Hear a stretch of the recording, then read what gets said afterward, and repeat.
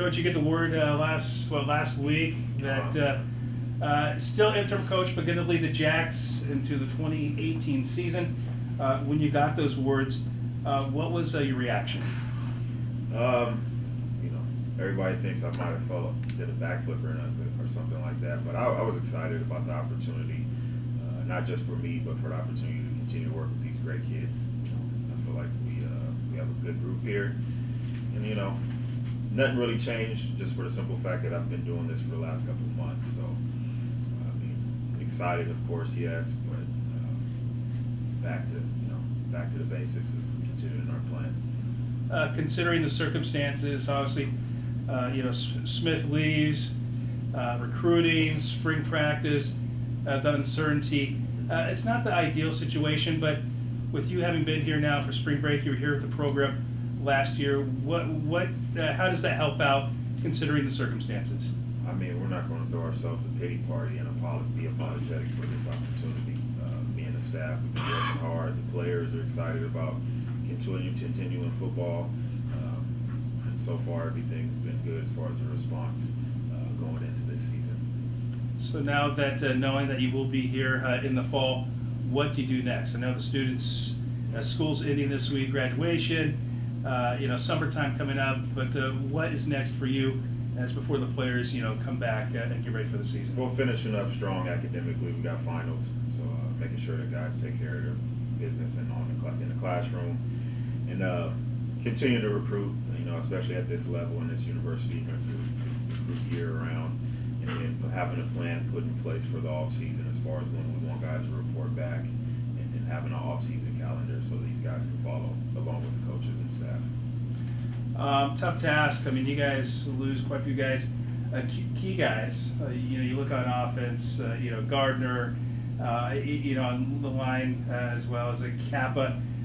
No replacing those guys. But do you feel like right now that you have players that can fit those roles and kind of fit heading into the fall?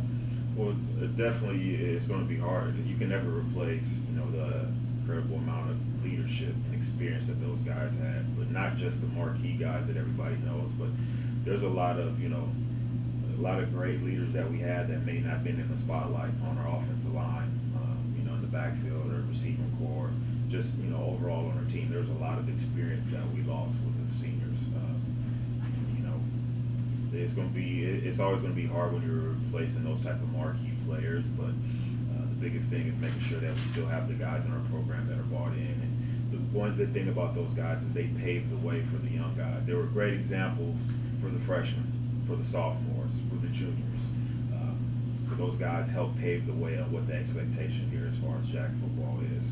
So I think we have a good group. I think these guys are bought in. I think these guys understand how to work because they've been seeing it for the last couple of years with the guys that we just graduated. In this situation for the first time being the head coach or leading the program, is there anybody that you reach out to and say, hey, can I have some advice on this, or how do I do that? Anything that you're doing to kind of reach out to people? Well, definitely, I got former colleagues in the profession that have been head coaches and coordinators, and whether it's high school, professionally or collegiately, and then picking the brains of the people here on campus that have been here. They probably know this place the best and our situation the best, which makes it the easiest transition for me. Being the interim head coach, do you have limitations? Are you able to fulfill an offensive coordinator, defensive coordinator, staff, or are there any limitations? As of now, everything's been status quo. I've been preparing for this since I have this opportunity, to where we plan to have a plan in place as far as staff, personnel wise, offensively and defensively. So we're continuing to move along. Do you know as of right now who will be your offensive coordinator and defensive coordinator? Possibly, but I'm not going to disclose that information, through the media. So. Depending on what kind of offense you guys run, will that be up to you, or will that be up to the offensive coordinator that you bring in? Well, it's not. It's going to be up to our personnel. What we have is what we got to be able to adapt to. We can't just be a system team to where we run this system and then try to, fit square pegs in a round hole. We have to adapt to whatever we have personnel-wise, whether it's being spread out or being condensed, or offensively, defensively, and special teams. Any point as the weeks went on of we hear that people apply for the job, narrowing the search, and that sort of thing. Was there? I know you were focused on spring practice and the players that you have, but anything like kind of in your mind about that process and what is going to be next? No, not really. I can't focus on stuff I can't control. That I learned that early in this profession, that'll drive you nuts. So all you can worry about is what you have control over. If not, then it's one of those things when you put yourself out there, you gotta have thick skin, just because you're gonna be open up to scrutiny and people are gonna talk about what coulda, shoulda, woulda happened. And I learned a long time ago, I'm not gonna stress about a bunch of stuff that I have no control over. What is that athletic director told you, or if he can say, just for this program, how you can lead this program? Will there be things that will be done differently than say from last year? Are there any differences that we'll see? Well, there's always going to be differences whenever you have a change in staff, or change in athletic director or administration or whatever it may be. But the standard isn't going to change. People come to Humboldt because they want to have a great opportunity, get an education, and pursue championships. That's not going to change. There's always going to be obstacles when it comes to Division II football, not just Humboldt. There's always going to be financial barriers, but as a coach, you kind of know what you sign up for before you get into it. Are you able to say, were you one of the finalists? Is that something that you can say? Yeah, from my understanding. But like I said, I didn't worry about that. I was worried about just every day, taking it day by day, instead of worrying about what the finalists were and who's in the contention, who's not. I couldn't. Like I said, I've always approached this as this was my job until they told me otherwise. Community came together, businesses, a large amount of money to keep this program going at Humboldt State. Again, it's not the ideal situation, but is there pressure to kind of, I guess the community's investment in the do well? Or do you feel that pressure now? Yeah, I feel like anybody would, though. This is Humboldt County. This is Humboldt State football. It's important to our community. People like to support a winner, and we've helped build that for the last 10 years. But this is just something that people could be proud of. And no matter who was leading the hell, you're always going to feel that pressure of wanting to provide a good product for this community because they deserve so. What can you tell the Humboldt State football fans out there right now, just the status of this program and to get excited and what to expect in the fall? Well, I am, not just me, but our staff is just very excited about this opportunity.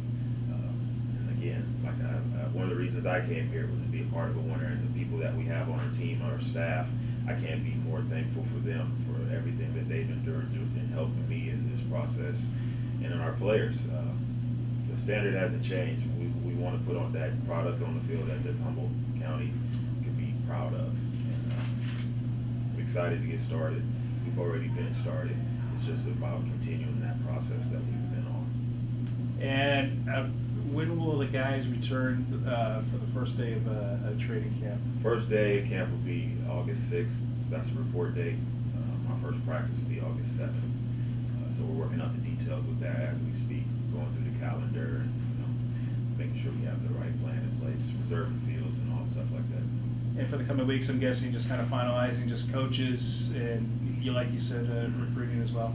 Definitely, finishing out the recruiting class. Majority guys we have on campus are guys that we're counting on to play, and then we're going to add to that.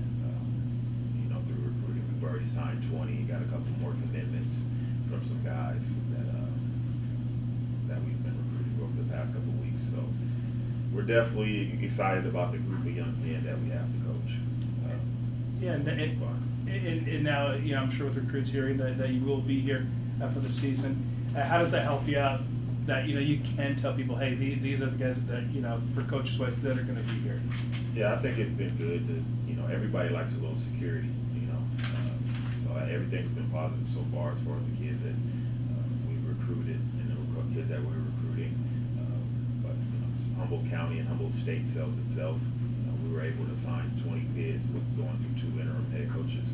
So this university, when kids come on campus and they see facilities, and I think the biggest thing with us was our culture. Being around our kids and just understanding our staff and how our staff did a great job. Talking to the kids and not just trying to entertain them and woo them, but also just being honest and being real with them. And I think people will appreciate that more than you just trying to court them. What's the response you got from a lot of the recruits then that you brought up here or that you talked to? As of recently, All together since the beginning of the process, because you've been doing this since January Mhm. or February. So the process of recruiting, how has been the general response from the recruits? it's been good. I mean, like I said, being able to sign going through 2 interim head coaches and still signing 20 kids is, I think, pretty productive. I think, like I said, this university sells itself. You know, the kids, a lot of them want to play football. The parents want them to get a good education. It's about being able to fit that for the player and for the parent, as far as being able to meet both of their needs. And I feel like this place does that, especially when it comes to California kids. They get an out-of-state experience in state, so they're able to, the proximity. They're able to go home and hang out for a weekend, but also be far enough away from home to where they don't feel like they're at their local junior college or whatnot. Can you talk a little bit about your vision for Humboldt State football and where you see the program? Presuming you would be here for the next few years, where you see it going and how you see it 2 or 3 years from now? Continuing to thrive. That's always been the plan here. I never want to set low expectations for this university or any university, but especially